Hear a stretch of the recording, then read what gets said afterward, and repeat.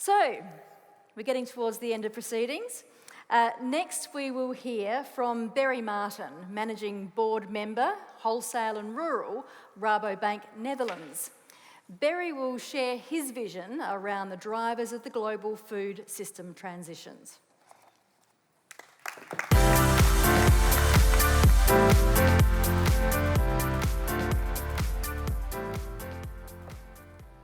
Good evening. Good evening. Are you ready? Not for me, right? For the beer, right? No, let's go. Okay. I will talk a little bit about the global, what's happening global, and I will try to finish with a dream. So bear with me before we go to the beers, okay? It's all right? So let me start, and I don't think it works in here. Let me start with really one thing that really has driven me. And one is this whole issue that we have been using nature because we always thought that nature is very valuable. But actually, did we pay for nature and do we care for it so that we can give it back? And maybe we have been using it for free, and that's why is where we are. But my father, as a farmer, always told me it is not for free. So I'm here as Rabobank representative, but really as representative of many of us, let's change this. Let's not let the world think that we use nature for free. Let the world really think that we as farmers actually use the nature on the best way that we can. Very important this, because we need to talk about that. We need to go out there and say it. Because the image that we have of ourselves is not that. Everybody knows this picture. Everybody remember this picture. This is when we signed the COP. But during COP, there was one interesting thing.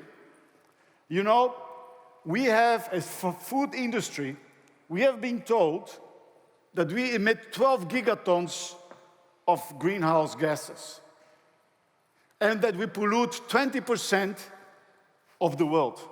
But you know, 6 gigatons of that had nothing to do with what we do. It's about cutting trees. It's about deforestation. So the world said, we were not there, by the way. It's actually the farmers do things, they actually destroy nature to produce food. And we just allow that. Now, for the ones that don't know, we had another situation. It's not working so well. Is this. This is the next meeting that happened in November. And this one will have a huge impact again. This was the COP15 on biodiversity. Who was there? No. Nobody. This is going to have a huge impact on you. You should be there. Has anybody read what's in the statement? 190 countries signed the statement. You know what there was in that statement? Australia and New Zealand signed that. That 30% in the coming months, in the coming year, until 2030, 30% of nature has to be restored in biodiversity. It's written there that we need to reduce use of pesticides by 50%. And I can go on and on of the things that gone there, what's written there. And more than that, the foundation of 4 credits has actually 3 more credits where we will going to put value were late. Because the climate one of emissions were late actually in Kyoto and were reinforced in the Paris Agreement. But in Montreal, actually, the 3 others were set. One of them is biodiversity. That this has to be valued. There must be a price on biodiversity. And there is a group right now working on putting price on the biodiversity. It's going to be put the standards of how we're going to put the price on it. Water. It's going to be a price on water. I know in Australia, in many places, we already use it. But it's going to be priced all over. And the last one is social. How are we going to pay or include the social damage that certain practices could bring? Think about whatever you want to imagine, but I always try to think about the other side.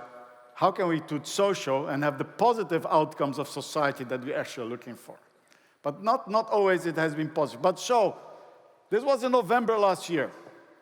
And I will talk about more things that are happening. But let's go to the basics again. There's no way around it. There's no way around actually that we will grow with 2 billion more people on the world. So this is actual numbers. When I was here in 2019, when we did the Farm to Fork, we said there was 9.8 people. They made all the calculations again, and we are now coming out, I think, at 9.7. And 2 billion of those people are going to be where? They are going to be in 2050, they will grow in Africa. That's where the growth is going to be. Major issue if we don't tackle it, right? Because, I mean, one thing is for sure, Africa is attached to Europe, right? So it's a pressure. But we know that we need to produce the food for those people. That didn't change. Food production has to increase by 50, almost double, in the coming years, so that we can feed everybody. That's not going to change. What's going to change is this concept that we need to make sure that we produce this food with actually only a very fraction of the resources we use today. The numbers that the science are giving to us are: Paris said 12 gigatons of emissions. 6 gigatons of them were land use, which is basically cutting forest. However, they said if we don't do anything, we go to 15 gigatons of emissions, so we will actually increase with 3 gigatons what we're doing right now. But that's not possible. We need to reduce that to stay at the 1.5 degrees, under the 2%, around the 1.5 degrees. Our governments have agreed, and most of the companies are agreeing, that we have to reduce that emission by at least under 4 gigatons. That's what's agreed. That's what's in the documents, right? So actually, what we're talking about, we as a community, if we want to stay within the 1.5%, if we want to realize the commitments that have been given by companies, by our countries, we will actually need to become in the coming years 4 times more efficient how we use nature to produce our food, our fiber, and hopefully also a good part of the energy that the world needs. Just silent. I don't like that. I'm saying something stupid? No, huh? This is reality. Huh? This is coming. This train is coming fast, right? COP28 is going to be the COP of the food. So we will be in Dubai. And Dubai, COP28, which is coming up in November, is the COP where all those things are going to be revised and looked at. Are we going to reach there, yes or no? So book your ticket to Dubai. All right. But don't panic. I think there is a clear pathway how to go. And a scientific pathway also. If you look at the last IPCC report, the IPCC report actually put a lot of alternative ways for us as an industry to go to actually net zero, or certainly go past the 4 gigatons. And the first one is actually the one that I have circled, which is the carbon sequestration in agriculture. I hate the name. Some of them call it regenerative farming. I don't agree. It's all about soil health. Very simple, soil health. You're a farmer, we are farmers. The better your soil, it's about soil health. Not about regenerative carbon sequestration is, but good soil will capture biodiversity, will capture moisture, will capture carbon. That's very simple. But look what they are saying here. The solution of carbon or soil health is actually as big as the solution that everybody's talking about, wind or energy. So 4 gigatons, remember I talked about the 15? 4 gigatons actually already coming from this. And it's only one that can do this is actually you all in this beautiful auditorium. But also look at the other things. Ecosystem restoration. Who owns the land? Oh, so we can go on and go on. All right, very important this. The pathway is there. The science, the IPCC are the science from the UN, And in COP28, they're going to use this as a basis for the discussion. So bear with me, we are going there, right? Why is this so important that we really know about the idea and where we are? And what is our role as a farming industry? The fact is that the whole world is turning around and looking at the value chain. Hey, how are we going to solve this?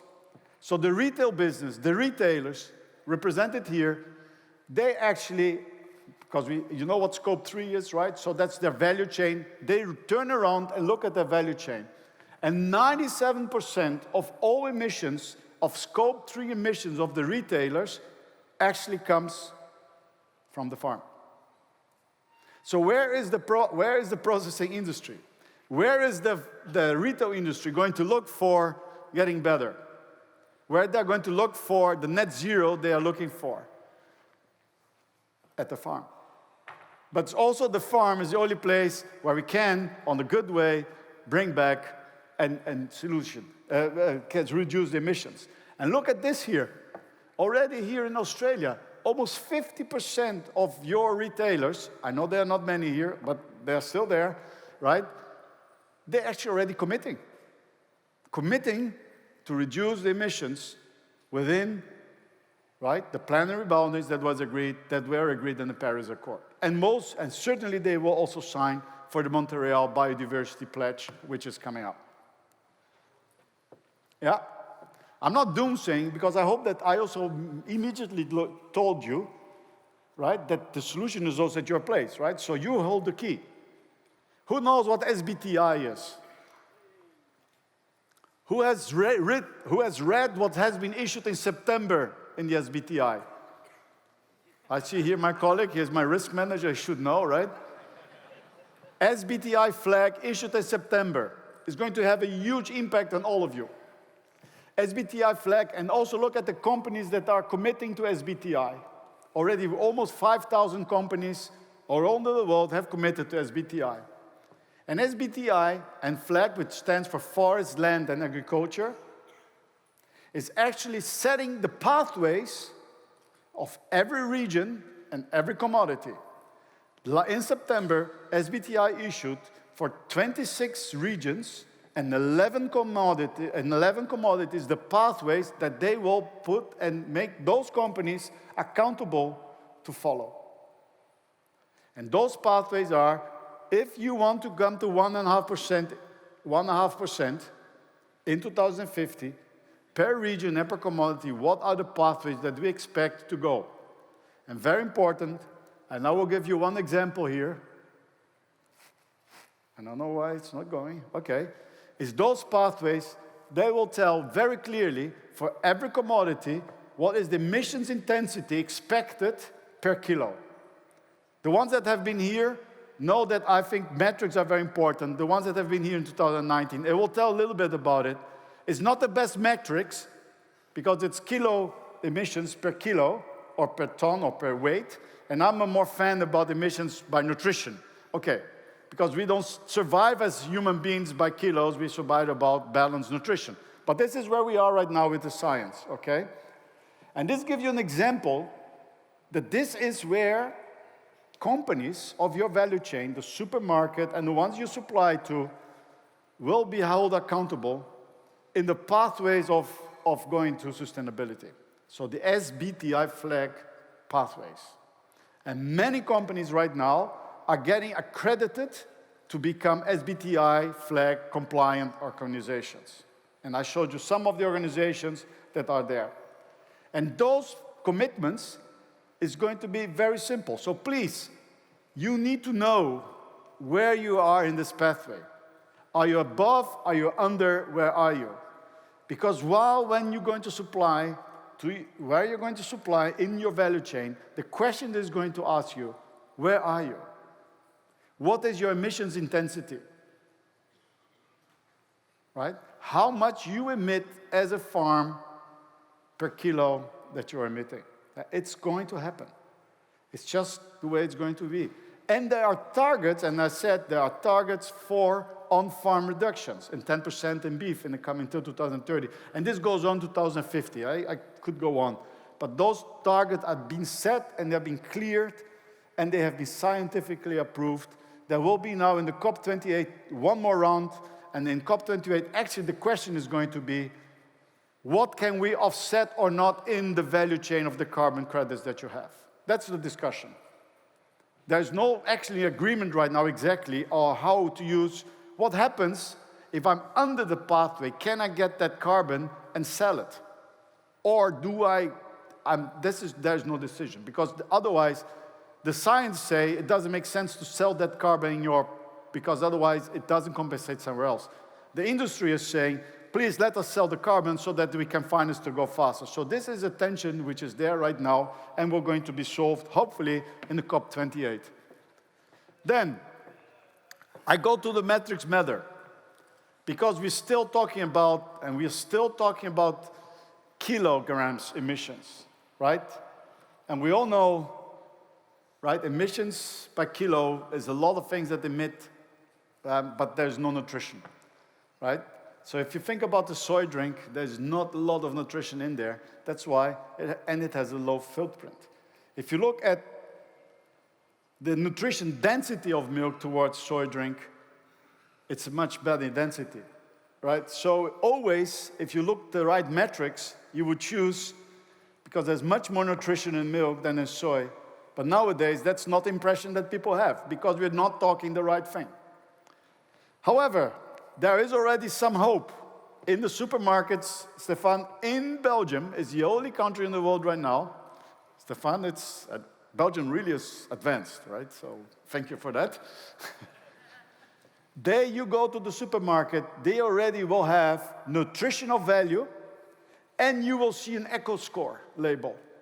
So the information that the consumer is getting there is starting to change things. Because the reason why the consumer thinks soy is better, because he doesn't have the right information. So in this case, a skim milk has the best nutrition and actually the lowest eco score. And by the way, at that day, it was even cheaper than any other alternative. So the consumer went well. I'm going to skip a little bit because I'm really over time, and I understand there is a storm coming and people want us out of here before the storm comes, and the beer is getting cold. It's already cold, hopefully. But I only advise you to go to the website of the companies you supply to. Look at them, what are they saying about those 4 things? I'm giving you an example of Friesland Campina. They're already coming with clear targets and what they want to do. And actually also saying how much are they willing to pay if you have good behavior. And I'm sure, and we have seen that with Silver Fern today, companies are doing. McCain, for the ones that supply to them. McCain has clear goals where they're coming to. Also, we as banks are going to be held accountable by our depositors and investors and society. So we also will ask you, where are you on the pathways? Because SBTI is also going to be responsibility of the bank to look at. So because not only our, let's say, risk and regulators are looking at, are you being a responsible bank? Also society is looking at it. So we have signed the Net Zero Banking Alliance, which is a scientific-based pathway to the reduction of emissions intensity of what we finance. But we are not the only one. I just wanted to show you all the Australian banks and the New Zealand banks have been signing this. Very recently, but we will be coming because we need to understand what emissions are. So please, you use the carbon calculators that we have been supplying to. Lara, where are you? Everybody now understands why we need to fill in the carbon calculator, because we need to understand where are you on those pathways. It's also important for you to understand where you are on those pathways so that you can prioritize your investments. And now we're getting a little bit to my dream. And my dream is, we talk about net positive. But I do think that we as an industry have to come out and say, we are net positive. We as an industry, we as the feeders of the world, besides of feeding the world, we are the ones that are the stewards of the land, and we are going to not only feed you, but we actually are going to contribute back to society and to the climate. And we can do it. If you look at the IPCC report, if you look what was written there, and if we come out, when we start from the 15 gigatons that people said, well, this is, or what the scientists said, what you will be missing by not changing, the first thing we should stop, let's not cut trees anymore to prove. We don't need to cut trees. We only need to increase productivity. As Hans said, 2% a year is more than enough. So that's already 4 gigatons. Boom, let's get it out. So we are at 15 minus 4. Okay, do the math with me. The other part is, we need to get the scientists say, we can get 3 gigatons out of just informing the consumer, doing the eco-label so that he takes the right decisions to take the products that are good for that don't use too much nature. Reduce the production. Let's use other production. Let's use less fertilizers, less pesticides. Let's change our tractors to less diesel. That's already reducing. And that's all described.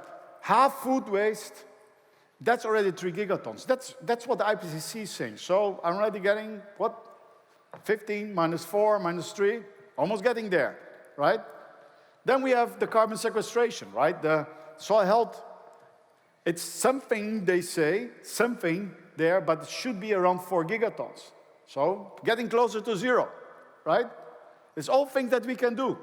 And then we get to the last one, which in my view is the one which is extremely important for us, is where we take land which is not able to produce, or land that has been degraded, and there are tens of millions of hectares in the world, and that we replant them.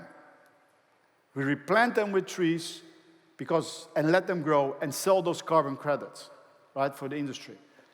We think, if you look at in South America, in Africa, in many regions, there are millions of hectares that are not suitable for food production, but where the trees have been cut, and we as farmers can take care of that and replant those trees, and there's another 4 to 5 gigatons in there. So if you add everything together, my dream is that we all, in the coming years, are going to say, I'm going to produce food, and I'm going to contribute for biodiversity and climate. Net positive, please. I thank you all. Great.